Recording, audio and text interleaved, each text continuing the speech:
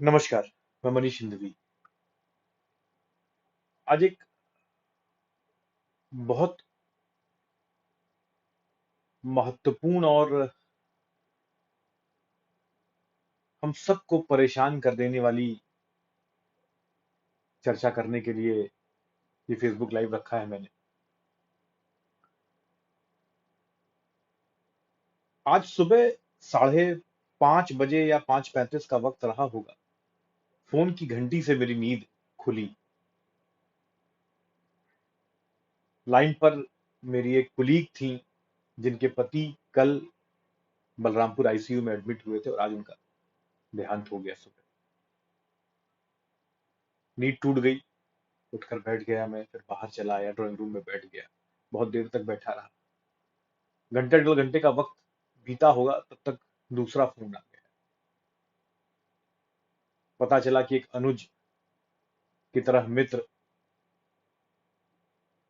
Corona से expire कर गए।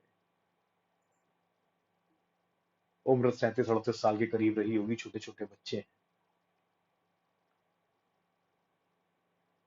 आप ये कह सकते हैं कि मौत मेरे अगल बगल हो रही है तो मैं ज्यादा परेशान हूं या तिलमिलाया हुआ हूं, पर ऐसा नहीं है।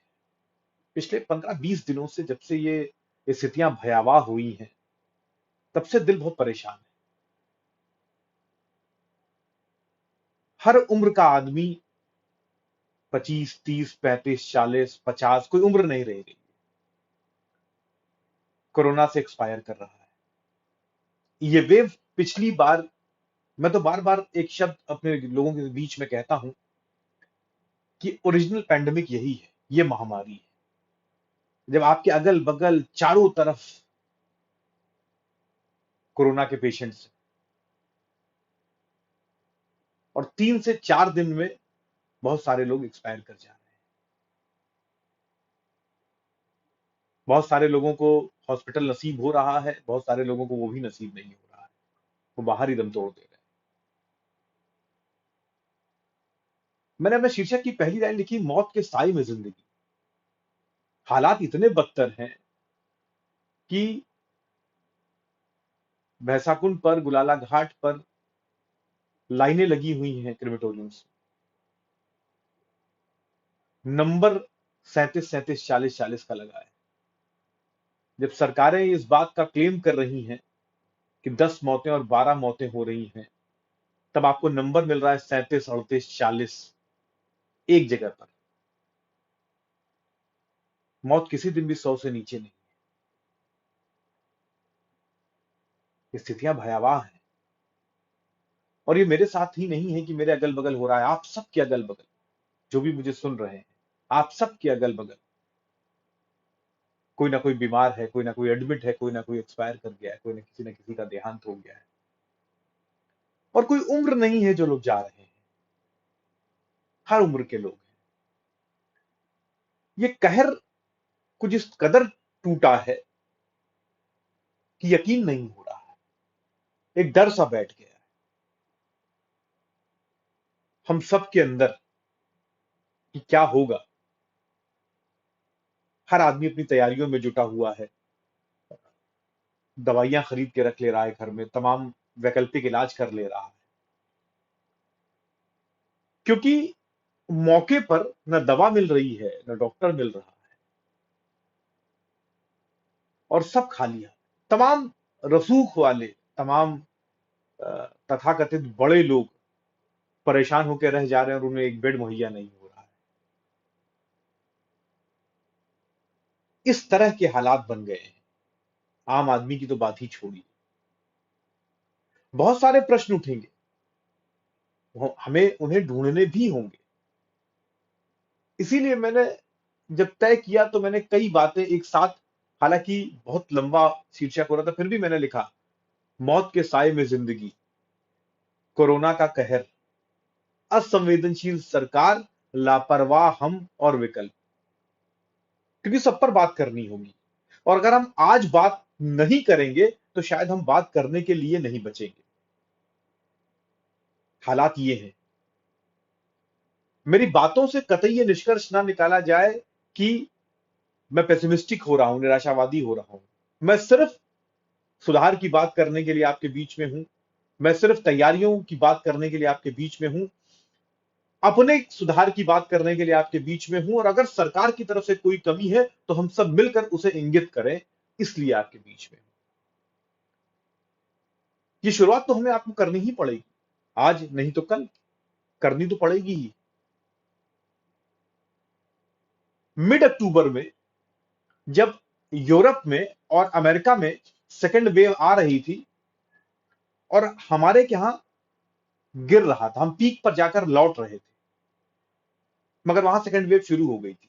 इस बात का जिक्र मैं यहां इसलिए कर रहा हूं कि इस बात का अंदाजा तभी लग गया था कि सेकेंड वेव आएगी। दिसंबर में अफ्रीका में सेकेंड वेव आई, हमारे यहां मार्च में सेकेंड वेव शुरू हुई। सवाल ये उठता है कि आधा अक्टूबर, नवंबर, दिसंबर, जनवरी, फरवरी, हम क्यों इस बात के लिए निश्चिंत हो गए थे? हम का मतलब हम और सरकारें सब इस बात के लिए क्यों निश्चिंत हो गए थे कि सेकेंड वेव नहीं आएगी, या क्यों हमने मान लिया था? हम अपनी लापरवाही पर बाद में आएंगे, पहले सरकारों की चर्चा करें।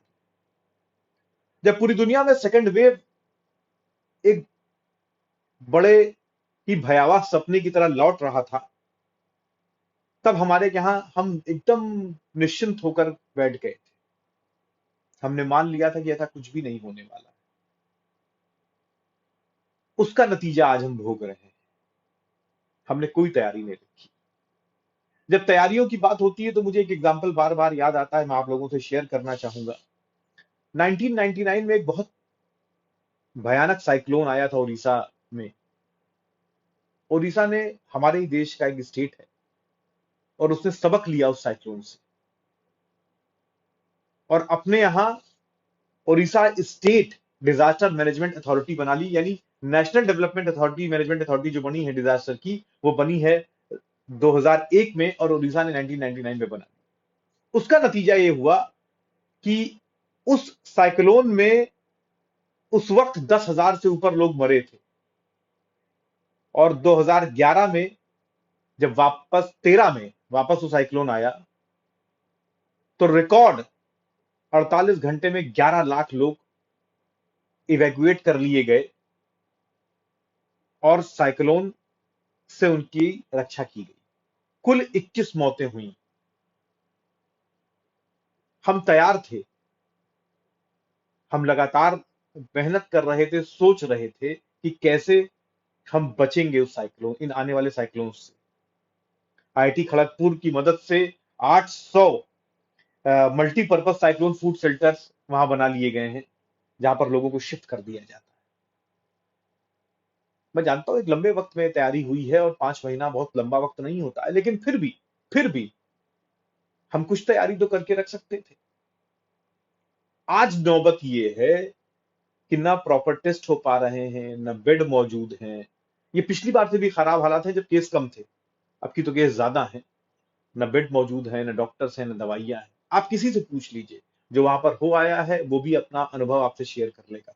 बहुत सारे लोग अपनी बात कहने में घबराते हैं, क्योंकि सरकारों का रुख बदल गया है। तमाम मुकदमे, तमाम धमकियां, तमाम तरह की चीजें अब लोकतंत्र में आ गई हैं, तो तमाम लोग अपनी बात कहने से डरने लगे हैं। लेकिन हमें इस डर से बाहर आना पड़ेगा, हमें अपनी बात कहनी पड़ेगी। हमारे वोट देने का कतई ये मतलब नहीं है कि हम सरकारों की निरंकुशता बर्दाश्त करेंगे। हमारे वोट देने का कतई ये मतलब नहीं है कि हम असंवेदनशील सरकारों को बर्दाश्त करेंगे। ये लोकतंत्र है। हमें आंख बंद करके किसी को भी फॉलो नहीं करना है, किसी को भी। हमारे पास वोट का अधिकार है, हमें सरकार बदलने का अधिकार है, और सरकारों को इस बात का एहसास होना चाहिए। मैं किसी का भी आंख बंद करके समर्थन नहीं करता। मैंने जब से वोट डालना शुरू किया है, मैंने हमेशा हर पार्टी को वोट दिया है, बदलाव के लिए वोट दिया है, विकास के लिए वोट दिया है। हमें आपको सबको ये बात शुरू करनी पड़ेगी। मुझे एक शेर याद आता है, ये लोग पांव नहीं जहन से अपाहिज हैं, उधर चलेंगे जिधर रहनुमा चलाता है। ये बात मैंने आपसे क्यों शेयर करी यहां पर? जैसे ही कोई बात उठाइए तमाम लोग असंवेदनशील सरकार लिखिए, तमाम लोग बंदूक लेकर खड़े हो जाते हैं कि आपने कैसे लिख दिया, आप सरकार के खिलाफ है। अरे नहीं भाई, मैं सरकार के खिलाफ नहीं हूं। मैं नहीं हूं, मैं एकदम सरकार के खिलाफ नहीं हूं। मैं सरकार की उन नीतियों के खिलाफ हूं जिनसे हम परेशान हैं। और एक नागरिक होने के नाते मेरा हक बनता है उस पर सवाल उठाने का। अगर मेरे अगल बगल मेरे तमाम भाई, मेरे तमाम बहनें परेशान हैं, वो मर रहे हैं, उन्हें दवाई नहीं मिल पा रही है, तो मेरा हक बनता है उस पर उंगली उठाने का। लेकिन तमाम लोग अंधभक्ति में इस तरीके से परेशान हैं कि वो कुछ भी कहने को तैयार नहीं। उन्हें लगता है कि अगर हम कोई बात कहेंगे तो सरकार के खिलाफ जाएगी। वो ये नहीं समझते कि लोकतंत्र में ये हमारा अधिकार है इन चुनी हुई सरकारों को उनकी गलतियां बताने का। आज कल प्राइवेट लैब से टेस्ट लगभग बंद कर दिए गए हैं। आप जब टेस्ट बढ़ा देने की जरूरत है, सरकारी लैब के टेस्ट की रिपोर्ट 4-4 5-5 दिन नहीं आ रही है। आप देखिए कितनी भयावह स्थिति है कि मुझे सिम्टम्स हैं, एक तो पहले मेरा टेस्ट नहीं हो पा रहा। अगर किसी तरीके से मेरा टेस्ट हो भी गया तो मैं 4 दिन उस टेस्ट के इंतजार में बैठा हुआ हूं। 4 दिन, 5 दिन, इस 4-5 दिन में मेरी हालत बिगड़ सकती है, स्थितियां गंभीर हो सकती हैं।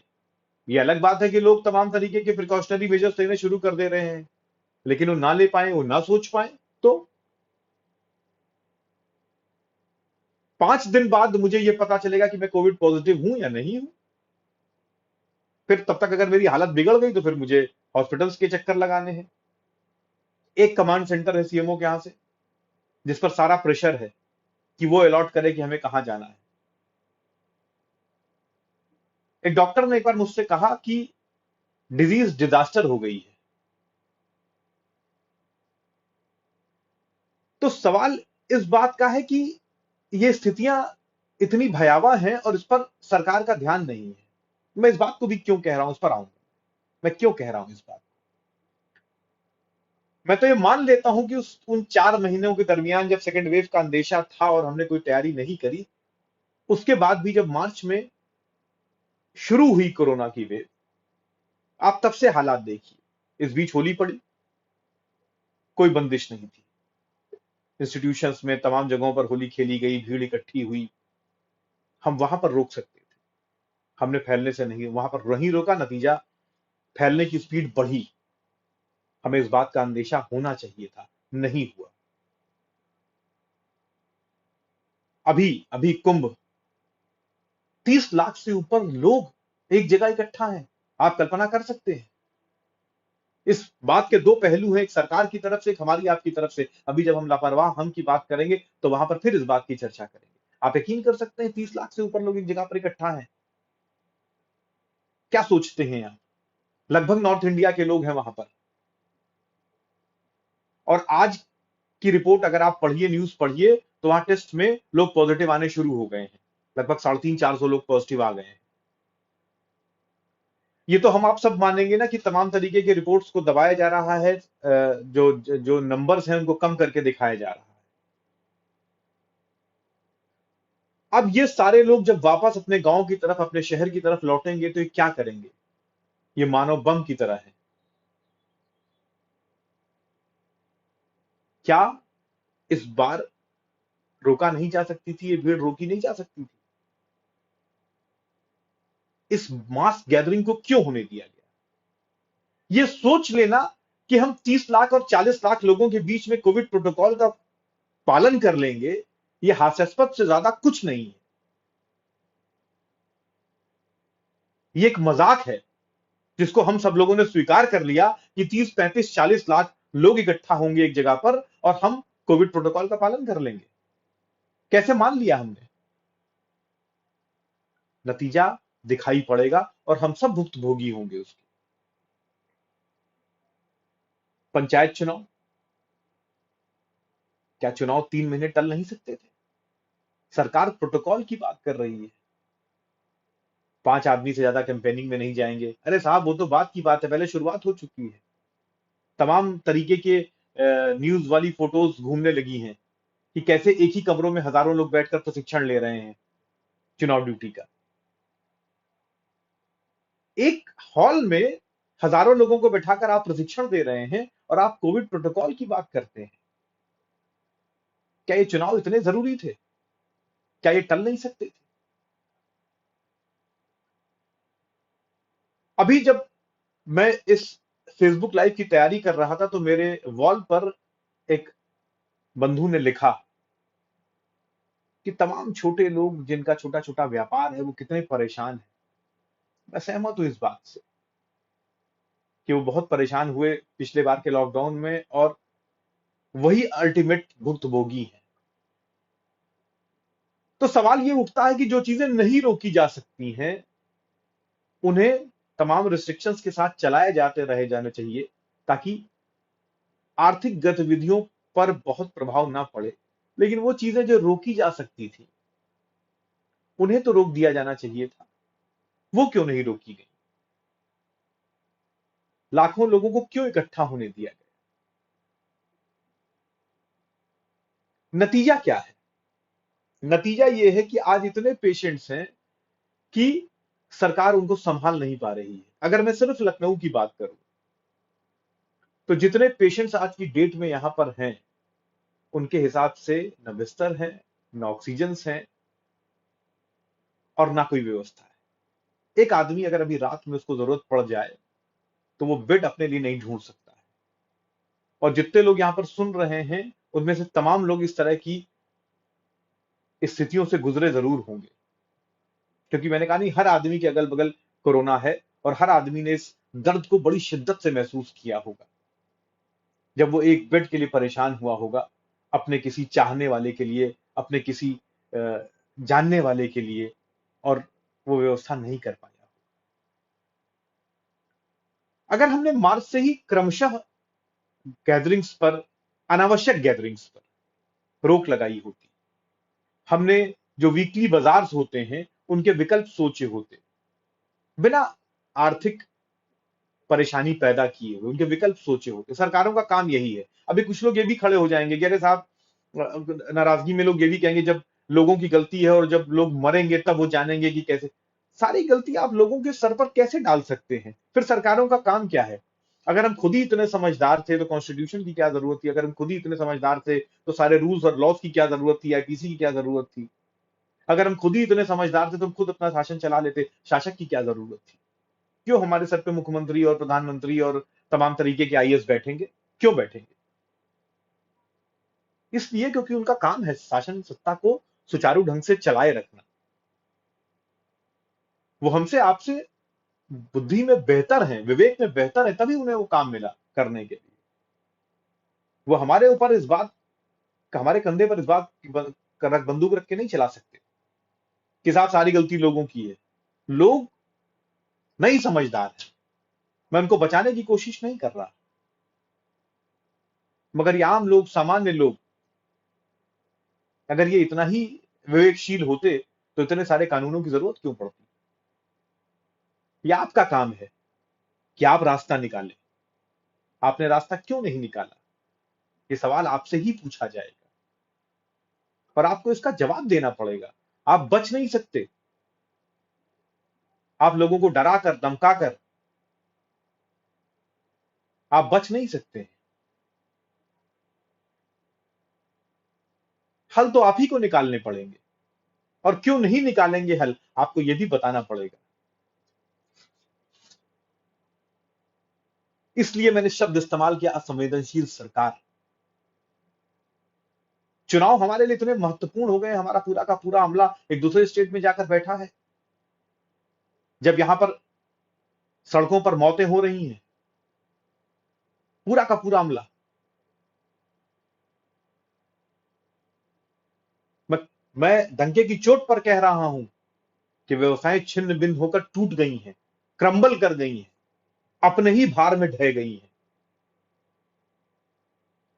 आप एक दिन में आदेश पाल इशू करते हैं कि आप 100 अपने सीटें 200 से 250 कर लीजिए। कहां से कोई कर लेगा? कैसे कर लेगा? आपके पास जो वक्त था, एक स्टेट ने अपने इंडोर स्टेडियम में 300 बेड्स का हॉस्पिटल, टेम्पररी हॉस्पिटल बना लिया है। आप ये क्यों नहीं कर सकते? लखनऊ से जुड़े जितने भाई बैठे हैं, अगर लखनऊ में नाम लिया जाने लगेगा तो SGPGI, KGMC, Ram Manohar Lohia, 3 hospital मिलकर कितना भार संभालेंगे? तमाम सेंटर्स और आपने बना दिए हैं जिसको आप अलॉट कर रहे हैं। क्या है उन सेंटर्स की स्थिति, आप खुद देखिए। आप मेरी बात का इंतजार मत करिए। और अगर टेम्पररी हॉस्पिटल्स इंडोर स्टेडियम्स में कोई और स्टेट बना सकता है तो आप क्यों नहीं बना सकते? इसका भी जवाब आपको देना होगा।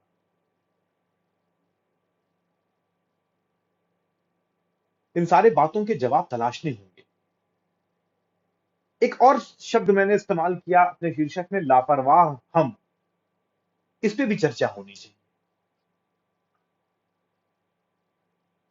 कोविड प्रोटोकॉल, मैंने कहा ये बीच का महीना, जो समय था, पहले वेव जब घट रही थी और दूसरी वेव के आने के बीच की, इसमें कोई दो राय नहीं है कि हम सारे लोग बड़े रिलैक्स्ड हो गए थे और एकदम सारे कोविड प्रोटोकॉल से बाहर आ गए थे। हम लोग ने मानना बंद कर दिया था। लेकिन मैं फिर वही बात कहता हूं जो मैं सरकारों के लिए कहता हूं। मार्च के बाद जब सेकेंड वेव आई और केसेस बढ़ने शुरू किए, तब तो हमें चेत जाना चाहिए था। हम तब भी तो चेतने को तैयार नहीं थे। आप क्रम से गिनिए। हम अनावश्यक बाजार जा रहे हैं, हम अनावश्यक घूम रहे हैं, हम अनावश्यक गैदरिंग्स में जा रहे हैं, लंबी लंबी गैदरिंग्स कर रहे हैं, ढोल नगाड़े के साथ हम होली मना रहे हैं। कोई जरूरी थोड़ी है कि सरकार मना करे तभी आप मानेंगे। आपके इर्द गिर्द चारों तरफ कोरोना फैला हुआ है और आप ढोल नगाड़े के साथ होली मना रहे हैं। क्यों मना रहे हैं भाई? क्यों मना रहे हैं? कोई जरूरी है कि सरकार आपको मना करे तभी आप मानेंगे? अनावश्यक आप घूम रहे हैं सड़कों पर, क्यों जा रहे हैं? लापरवाही की जिम्मेदारी आपको भी उठानी पड़ेगी। सारी बाजारों में आप निकल जाइए, अनावश्यक की भीड़ लगी हुई है। आज एक डॉक्टर से बात हो रही थी, वो कह रहे थे कि नतीजा ये होता है हॉस्पिटल्स का कि एक आदमी भर्ती हो रहा है और उसके पीछे 18 आदमी और उसके साथ जा रहे हैं। क्यों जा रहे हैं 18 आदमी? क्या काम है उनका वहां पर? नाहक भीड़ पैदा कर रहे हैं। हमें अपना दोष भी लेना पड़ेगा। ये जिम्मेदारी हमें भी महसूस करनी पड़ेगी कि हम भी दोषी हैं। और कभी कभी मुझे लगता है कि हम बड़े दोषी हैं। सिविक सेंस जीरो है हमारा। माफ कीजिएगा, मेरी बातों का अन्यथा मत कीजिएगा, बुरा मत मानिएगा, लेकिन सिविक सेंस जीरो है हमारा। हम एकदम भी कोई बात समझने को तैयार नहीं। अगर सरकारें नहीं समझ रही है तो फिर वही है कि नुमाइंदगी हमारी ही तो है वहां पर। तो जैसे हम हैं वैसी सरकारें हैं। दर्द उनके दिलों से पूछिए जिनके यहां का आदमी चला गया है। छोटे छोटे बच्चे हैं जिसके छूट गए, अनाथ हो गए, उसके दिल से दर्द पूछिए। आपकी एक गलती से अगर कोई इस तरह का हादसा होता है तो हमें आपको उसकी जिम्मेदारी लेनी पड़ेगी। बहुत बुरे हालात हैं और हम भी जिम्मे अभी मैं देख रहा था, हमारे बहुत जानने वाले लोग हैं, लोग छोटे छोटे बच्चों को लेकर कुंभ में गए हैं, कुंभ नहाने गए हैं। छोटे छोटे बच्चों को लेकर, बुजुर्ग लोगों को लेकर चले गए हैं कुंभ में नहाने के लिए। तब मैं तो कभी कभी सोच नहीं सकता कि क्यों क्यों इतने असंवेदनशील अगर सरकारें हैं तो उतने तो हम भी हैं। मैं तो कभी समझ नहीं पाता आप कैसे ऐसा कर सकते हैं। फिर आप बीमार पड़ेंगे, फिर आपको दवा नहीं मिलेगी, फिर आप गाली सिस्टम को देंगे। मैं दोनों बातें कर रहा हूं एक साथ, और आपको इन दोनों बातों के फर्क को समझना पड़ेगा कि एक ही चीज के लिए हम दोनों लोग जिम्मेदार हैं और हम दोनों लोग, सरकारों को और हमें, हम दोनों लोगों को एक बराबर रिस्पॉन्सिबिलिटी शेयर करनी पड़ेगी। मैंने कहा नहीं कि आप खाली कुंभ की उस भीड़ को देखिए और उसमें तमाम अपने लोगों को उसमें तलाशिए, आप जो चले गए हैं उस भीड़ का हिस्सा बनने के लिए।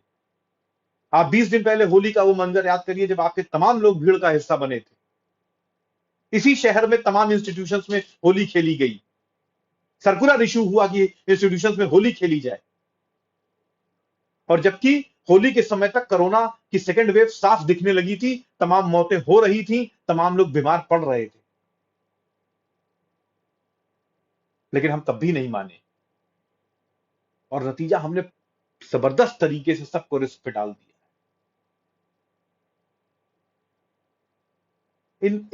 इनकी जिम्मेदारी कौन लेगा? हमें लेनी होगी इनकी जिम्मेदारी। एक बात मैं फिर आप सब लोगों से कहूंगा कि